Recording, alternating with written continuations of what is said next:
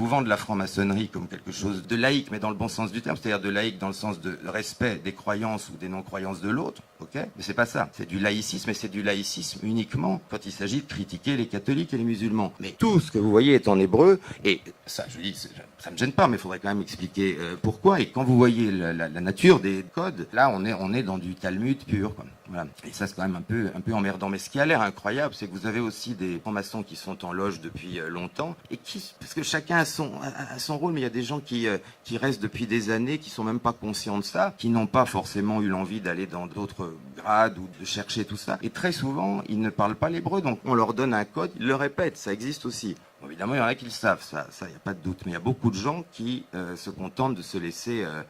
ils veulent pas les regarder au-dessus. Évidemment, on leur dit... vous savez, si vous êtes compagnon, par exemple, et que vous êtes un peu curieux et que vous voulez demander à un maître, mais ça, qu'est-ce que c'est? Il va vous dire, tu la boucles.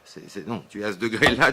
Non, donc c'est pour ça que, à moins d'être vraiment curieux comme moi et d'avoir compris le système kabbalistique et de pouvoir remonter à la source, on ne peut pas comprendre où ça va. C'est pour ça qu'il y a des gens qui sont tout à fait aussi honnêtes en maçonnerie et qui sont, à mon avis, exploités ou en tout cas utilisés sans le savoir. Mais il y a beaucoup de gens qui ne savent pas que ça va là. Alors, je répète qu'il y a d'autres rites maçonniques qui ne sont pas corrompus à ce point-là. Mais ça, c'est le rite le plus pratiqué au monde. Et comme je vous ai dit, c'est pas un hasard si tous les politiques, les juges, etc., en font partie. D'ailleurs, j'avais soutenu mon ami Bruno Gollnisch, à l'époque, qui avait été le seul homme politique français à avoir le courage d'essayer d'obliger la franc-maçonnerie à publier la liste des juges francs-maçons, parce que je ne sais pas si vous imaginez, quand on sait ce que sont les fraternels, vous savez quand même dans la franc-maçonnerie, si un frère est en difficulté, il fait un certain geste, etc., et le frère ou la sœur qui est à côté est censé être obligé de le sortir de soucis dans lequel il se trouve. Alors quand il s'agit d'un restaurateur ou je sais pas quoi, c'est pas grave, mais quand il s'agit de juges ou de policiers, vous pouvez imaginer où ça va. Tant plus que les fraternels,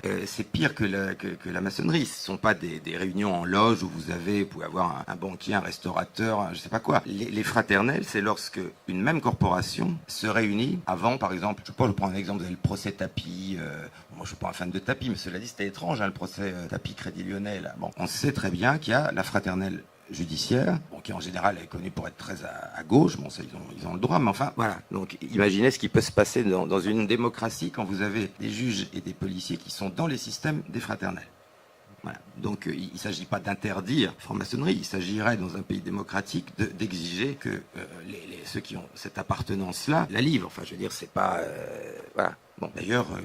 pays qui l'ont fait. Enfin, en France, je crois qu'on aura du mal. On peut espérer, on a fait passer le message, on verra. Mais enfin, ça me surprendrait beaucoup. Alors, par exemple, pour vous donner une idée, il y a quelques mois, Madame Vallaud-Belkacem a reçu une très haute distinction maçonnique. Ah bah sûrement pour l'ensemble de son œuvre, évidemment. Elle a bousillé une génération, elle en a fait des crétins, elle a supprimé le latin et le grec, elle a amené l'autre abruti là, qui a un bras qui marche pas, Debouze. À la place du latin et du grec, elle a foutu Debouze. Maintenant, elle fait de la propagande pour la franc-maçonnerie auprès des jeunes. Hein, et donc pour l'ensemble de son œuvre, évidemment, elle a été récompensée. Mais alors là, pareil, il faut pas croire que ce sont les frères. Moi, j'ai jamais rencontré un frère à l'époque où j'étais franc-maçon qui avait une quelconque admiration pour cette nanette. Ça passe au-dessus des frères. C'est le grand maître de la loge qui, pour des raisons X ou Y, bah là, évidemment politique, fait ça. Il n'y a pas un vote. C'est ça que je veux dire. Alors, ce que je comprends pas, moi, quand j'ai vu des choses comme ça, j'ai foutu le camp. Et je comprends pas qu'ils y restent, parce qu'ils sont aussi utilisés. Mais faut pas croire que ce sont les frères qui ont voté, des milliers de frères qui ont voté pour que cette femme soit décorée. Non. Simplement le passé grand maître de la Grande Loge de France qui a décidé ça. Voilà.